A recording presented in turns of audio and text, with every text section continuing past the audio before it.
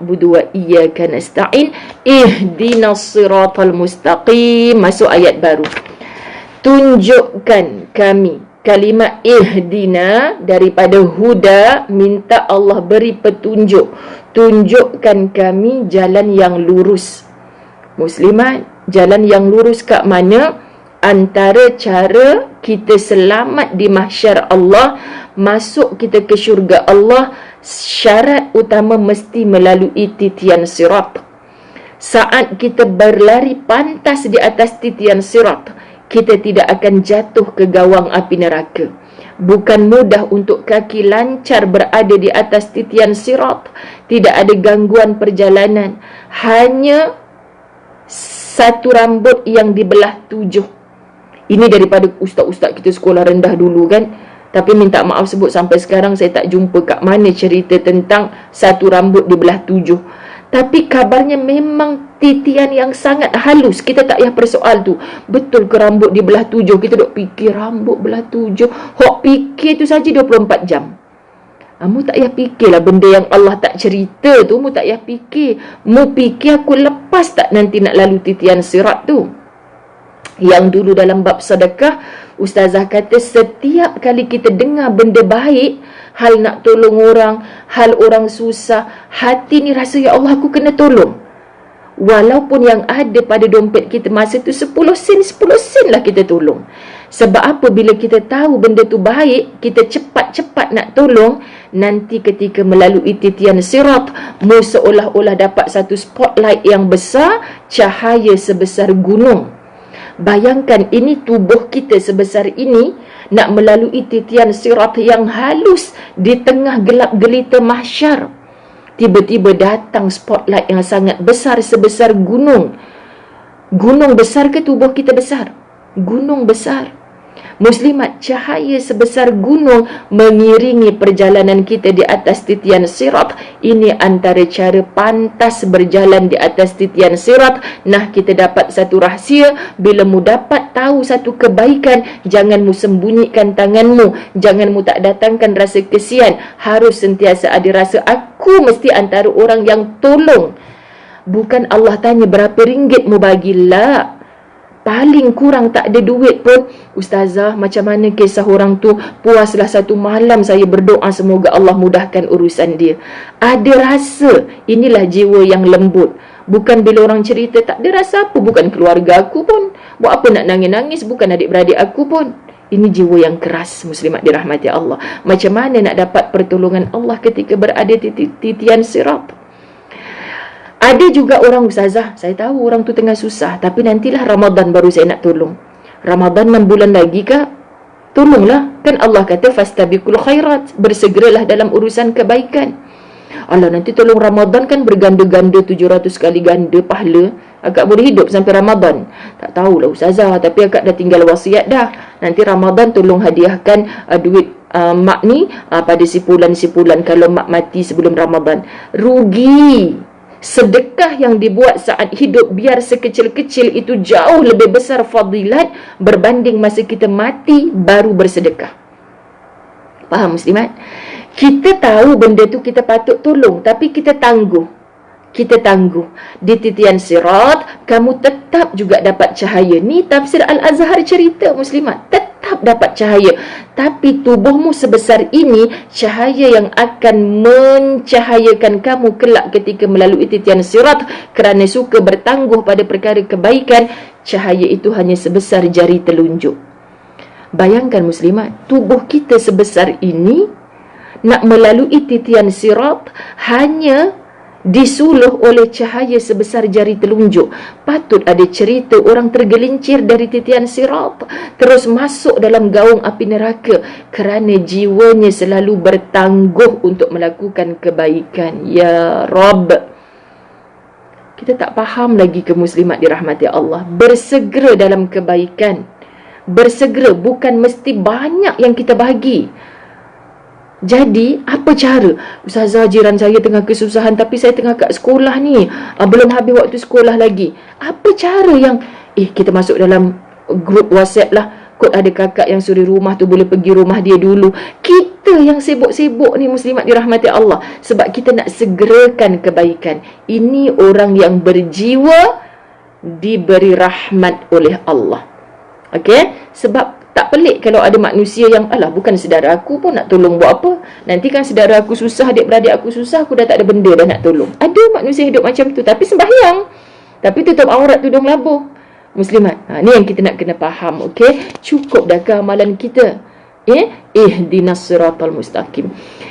Juga menjadi amalan Ustazah Zai, kadang-kadang biasa tak perasan tak kita muslimat dirahmati Allah. Saya lah biasa nak pergi ceramah mana-mana. Dulu-dulu memang tak berani. Adik-beradik saya tahu dah, kau ni keramat pun sesat, ini kan lagi nak pergi ceramah sana sini. Tapi syukur kepada Allah memberi akal kepada manusia, boleh mencipta teknologi seperti Waze, Google Maps kan. Ustazah klik nak pergi mana tempat, Waze bawa. Tapi kadang-kadang muslimat dirahmati Allah, GPS guna pun sesat. Kan, guna pun sesat kadang-kadang. Pernah Ustazah nak ceramah dekat Madrasatul Islamiyah di Bukit A, Ceras.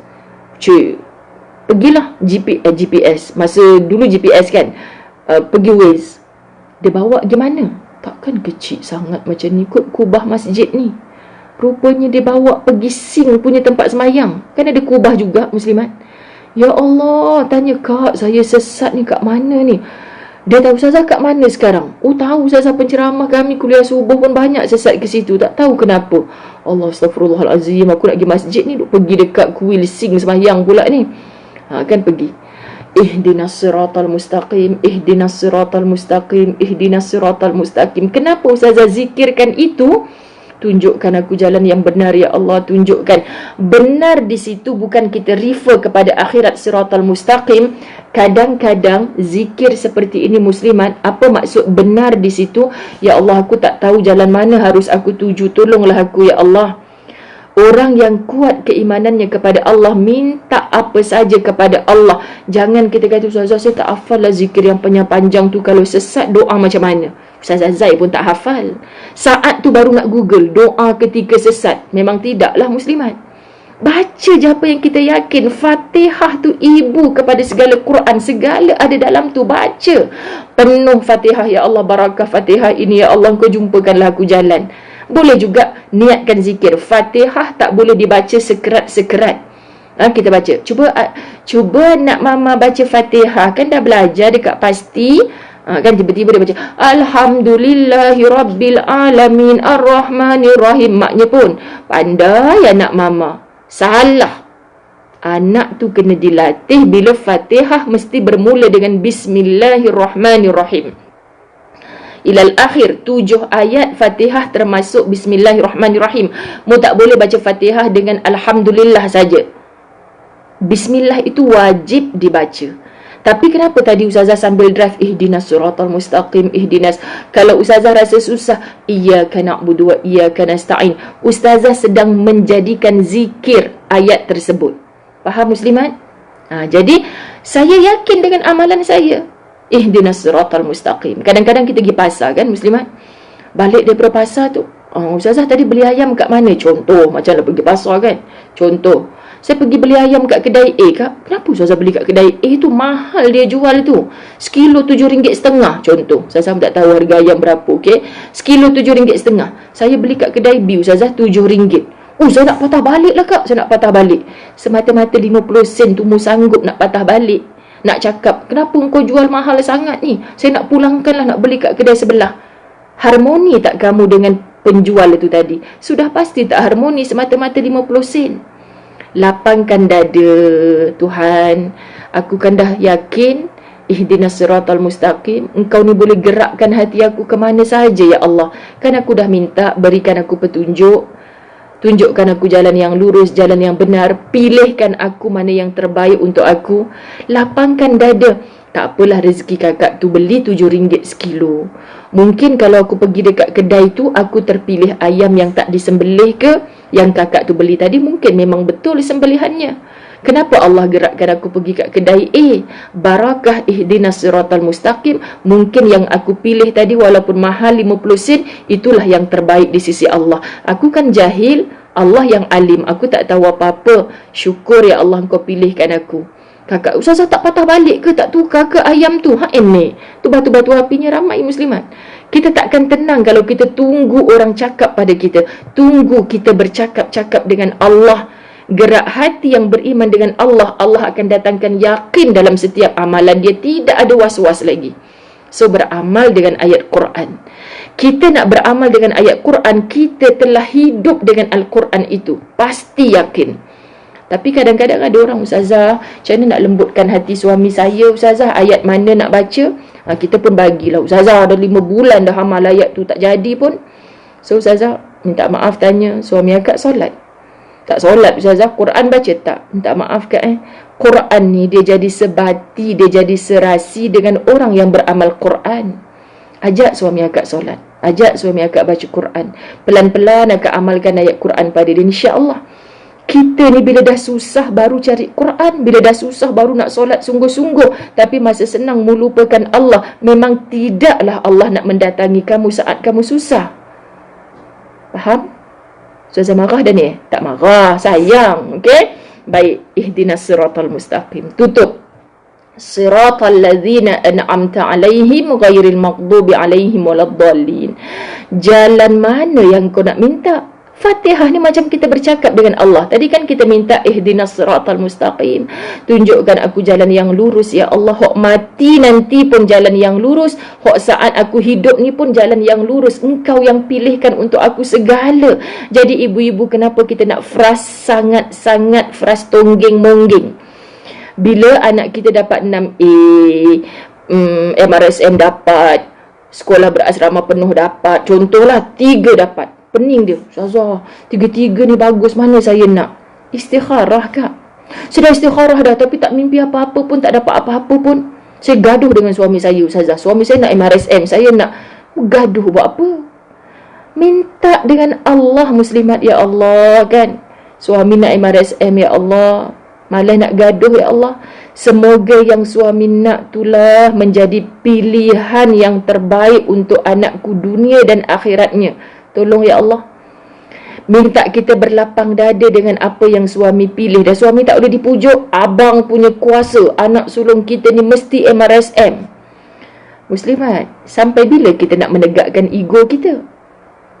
Kita dah tahu dah, segala keputusan dalam rumah tangga, kuasa veto adalah suami. Contoh, neraka ke anak kita tu kalau dia pilih MRSM? Tak kan? Tak ada dalam Quran siapa masuk MRSM di neraka kan? Tak. So suami kita nak pilih MRSM, kita tak payahlah gaduh sangat, muslimat.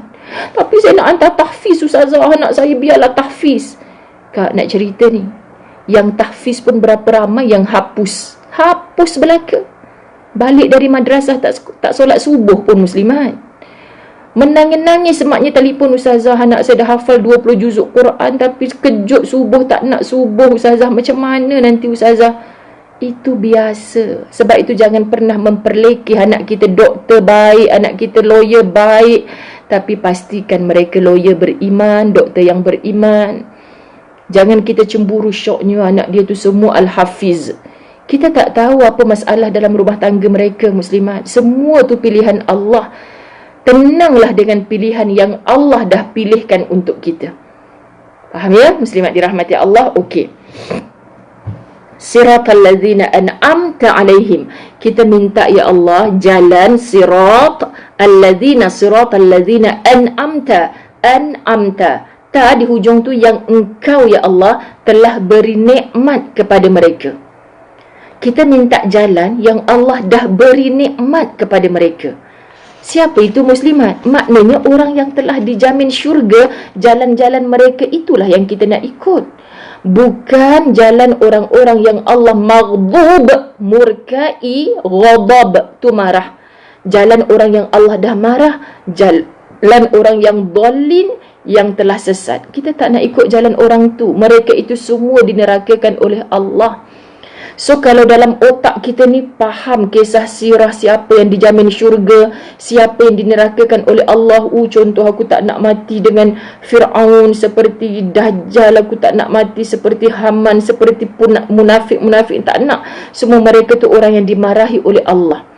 Tengok satu ayat dari surah Ali Imran ayat 77. Tengok kita belajar tafsir ni, kadang-kadang ayat menjelaskan ayat, kadang hadis memberi jelas kepada satu ayat. Masya Allah, Hamka menggunakan ayat Ali Imran 77. Muslimat, Ustazah tak baca terjemahannya terus. Itulah orang yang tidak ada bagian untuk mereka di akhirat, dan tidaklah Allah akan bercakap dengan mereka. Allah wala yukallimuhumullah, wala yukallimuhumullah, Allah tidak akan bercakap dengan mereka. Saat ini kalau kita baca tafsir sangat sedih. Kita ni mati akan bertemu Allah. Kita, siapa yang kat sini? Salina Salihuddin, Siti Atikah Tukimin contoh, nak datang rumah Ustazah. Bestnya hujung minggu ni saya nak datang rumah Ustazah. Datanglah kak, datang. Datang. Sekali Ustazah tak ada kat rumah, muslimat. Kan? Kita beria datang. Kan ingatkan ada lah kat rumah. Rupanya tak ada. PA je ada. Dayang-dayang bunting Ustazah je yang ada. Layan dia. Memanglah syok dayang-dayang bunting Ustazah layan. Tapi dia nak jumpa Ustazah. Mati pertemuan dengan Allah. Kita nak masuk syurga. Matlamat kita nak masuk syurga. Dalam syurga boleh bertemu dengan Allah. Tapi Allah tak nak jumpa kita. Sedih tak muslimat? Wala yukallimuhumullah. Allah tak nak bercakap pun dengan orang yang Allah marah, yang Allah murka ni. So jangan duduk di kalangan orang yang Allah murka. Bayangkan muslimat, kita nak balik lepas PKP ni pergi office pun kita takut bos kita marah sebab kita dah kecam bos kita dalam Facebook. Agaknya berani pergi office. Saya nak cari kerja lain lah Ustazah. Saya dah terkecam bos saya dalam Facebook. Mestilah murka kita punya bos. Tak berani kita nak jumpa dia muslimat. So orang yang dimarahi Allah ini, wala yukallimuhumullah, Allah tak bercakap dengan mereka, wala yanzuru ilaihim, dan Allah tak pandang kepada mereka. Dia hari kiamat, orang yang Allah murka, Allah tak nak bercakap dengan dia, Allah tak pandang pada dia. Kita pergi kenduri kahwin orang, ada meja VIP muslimat, syoknya kan. Gift yang dia bawa balik pun lain daripada kita punya. Ada orang tuangkan nasi, kita ni datang juga kenduri dia, tapi dia tak pandang pun kita. Sedih kan muslimat? Bertemu dengan Allah, Allah tak nak bercakap, Allah tak nak pandang wajah pada kita. Ini suasana yang sangat menakutkan. Dan tidak dia akan membersihkan mereka, dan bagi mereka azab yang pedih. Orang yang Allah murkai ini muslimat, diceritakan dalam Ali Imran 77, Allah tak kesian langsung kat dia. Tak nak pandang wajah dia, tak nak bercakap dengan dia. So jangan jadi orang yang dimurkai Allah. Belajar sungguh-sungguh. Sebab tu Quran ni kita kena faham siapa golongan yang Allah murka, siapa golongan yang sesat. Kalau dalam tafsir Al-Azhar, subhanallah muslimat dirahmati Allah, ada 4 kategori orang yang sesat.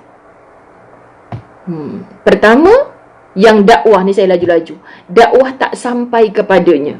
Kita hari ni tak ada alasan tahu. Internet ada, TV Al-Hijrah ada, rancangan-rancangan radio ada, live Facebook ada muslimat. Kita kata, saya tak tahu ya Allah, dakwah tak sampai. Saya tak tahu pun orang perempuan kena tutup aurat. Pang, perlangkung dengan api neraka. Kita tak ada alasan untuk kata tidak tahu. Bila kita kata tak tahu, mungkin kamu termasuk golongan sesat yang pertama. Sebab kamu hidup di tahun 2020. Segala adik-beradik coronavirus mu tahu, pasal solat pula mu tak tahu. Pelik. Maknanya kamu sengaja menyesatkan dirimu. Yang kedua, muslimat dirahmati Allah, dakwah sampai kepada mereka. Dakwah sampai kepada mereka atas jalan yang dapat membangun minat fikiran. Mereka pun telah mulai tertarik oleh dakwah itu.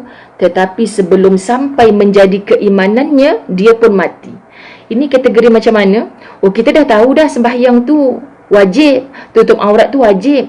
Tapi nantilah Ustazah, saya balik haji baru saya nak pakai tudung labuh, baru nak tutup dada. Sekarang saya pakai anting-anting keluar dululah, nampak leher dulu.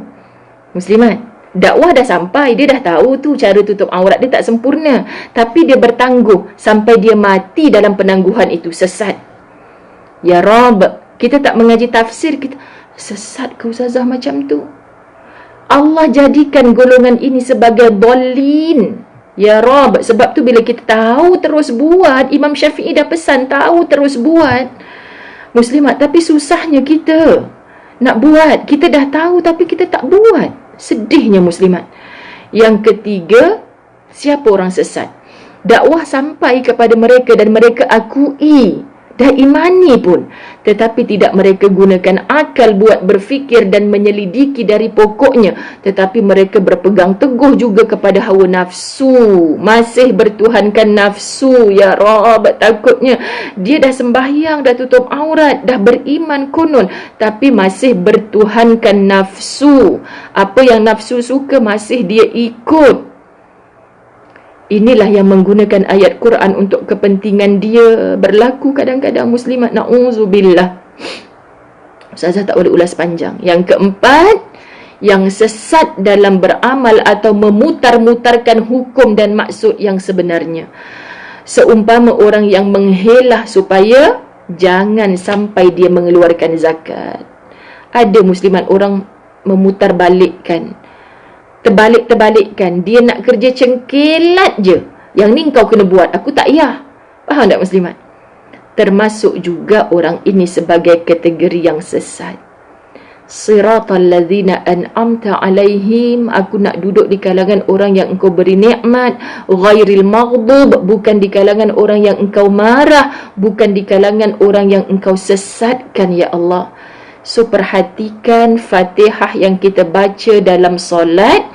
Muslimat dirahmati Allah, boleh tak kita menghayati 7 ayat ini daripada Bismillahirrahmanirrahim sampai waladhdallin ketika solat tanpa ingat apa pun, hanya ingat aku dengan Allah macam mana? Boleh tak muslimat dirahmati Allah? Bukan mudah. Kita kena menghayati, kena ulang dengar, kena minta Allah supaya beri faham, kena minta Allah kekuatan supaya kita terus amal.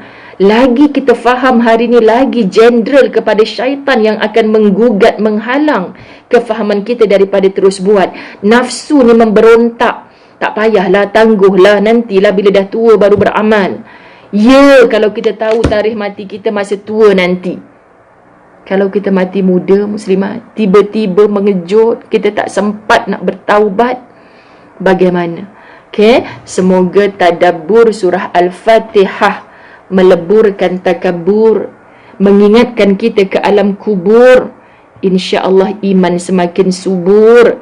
Ini yang Ustazah sentiasa minta, kita hidup sebagai seorang hamba Allah yang benar-benar beriman kepada Allah, yang takut pertemuan dengan Allah. Biar kita bukan siapa-siapa atas dunia, tapi kita manusia yang sangat dimuliakan Allah saat kematian kita, saat kita bertemu dengan Allah. InsyaAllah Ustazah Zai sayang